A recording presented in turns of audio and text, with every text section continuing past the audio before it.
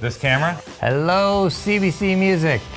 Brendan and Kevin here from Broken Social Scene, about to answer questions on the 20th anniversary of our album, You Forgot It.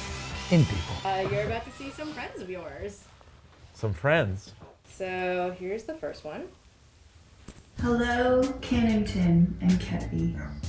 Happy anniversary to you. Oh. So grateful to have this record in our lives. I'm wondering if you can go back to the 2002 versions of yourselves, respectively. I'm curious what you felt like at that time you were fighting for and what you were fighting against. I had been in a number of bands leading up to Broken Social Scene, or before Kevin and I started Feel Good Lost, and I think making You Forgotten People is just such an affirmation that I was in the right place at the right time. And I could speak for maybe Andrew in the idea that he was just sort of on his way out. He just sort of thought, I'm done with this town, I'm done with this place, and he had met us, and we had come together, and Les too. It was when you have anthems, you're able to reach for whatever's right in front of you, whether it's that punching bag or that embrace. I think when I wrote, I was always writing from I want to love you, and I know there's a fire around us, because that's kind of what I was raised in and what influenced me and what I loved. Hello, Broken Social Pals. Here's my question for you pertaining to Forgot It in People. Was the aversion to a chorus an intentional thing, or did it kind of just fall into place through happenstance, through the sort of unique way that the album was recorded and written and kind of done all together in piecemeal form?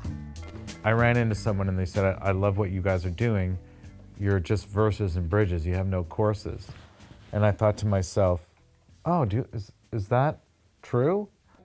No, it's just the way the songs came together. I mean, you could say cause equals time, like the chorus It's the solo. is really the guitar interlude. Boo-doo-doo-doo-doo, or, Pacific Theme, you could, there's not really, it's just the way the songs came together. Yeah, and I think to the success of what that record was it was not a cookie cutter factory album of it goes like this. Back then, what was really important was the sonic coolness of what you were doing. Lads, hello.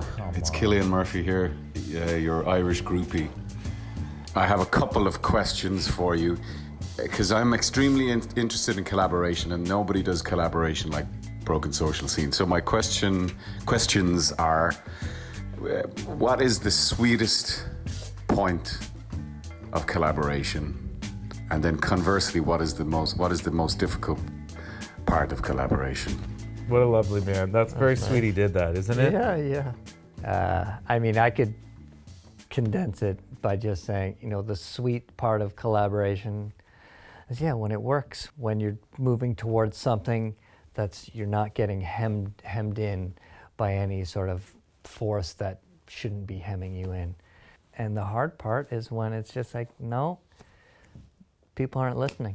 It's like, no, I swear I'm on your side, but maybe someone is like, no, you're not. I'd say that's when it becomes hard, when you've lost some trust or some faith. Yep. And then you stray, and then things get derailed.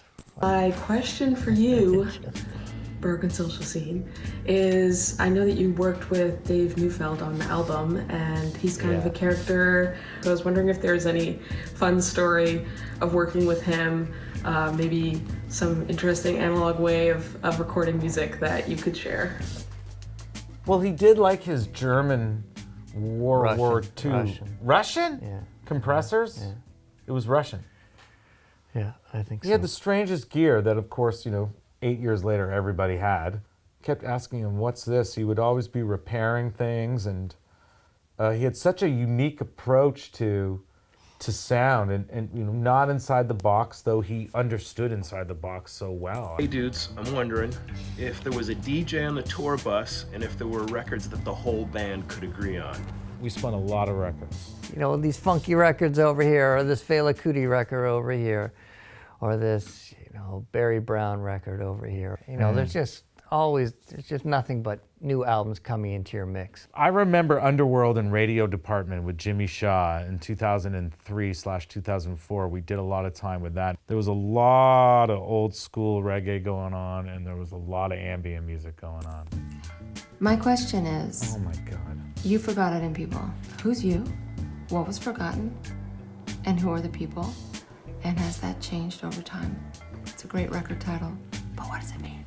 You Forgotten People was a protest to the idea that we don't turn to each other more. We don't rely on each other more. We individualize ourselves. And that was 20 years ago. So if we look at now, it's the most isolating time I think we've ever lived through. And it's the most narcissistic, selfish time we ever lived through. But you also see the beauty of people trying to remain a community together. And you also see the ones who need the most help teaching us why they need the help and what oppression is. So I'm not so sure it's you forgotten people right now. I think it's more you forgot it in yourself. Adam! Yo, it's Adam from Umbika City. I was just wondering, 20 years on, if you had to rename the record today, what would you call it? Not a bad question. Not a bad question. That's actually, I'm a little puzzled. What would you call it? I mean, Kev, you already suggested. As like You tweak. forgot in yourself? Not as catchy. I thought you were saying love is gluten-free. I'd take that one. Love is gluten-free. That's, We have a couple of possibilities. It's kind of like when Hug of Thunder got named. It Yeah, it just was kind of less. stuck. A Forgiveness rock record, that kind of just got named. I remember Sam Precup Yep. was like, well, there's your, He it's said what it do sounds like yeah. you're making a Forgiveness rock record. Or no, I think you said it's like, it's Forgiveness rock. He's like, yeah, okay, there's the title Yeah. right there. I think it was just sort of you forgotten people. Yeah.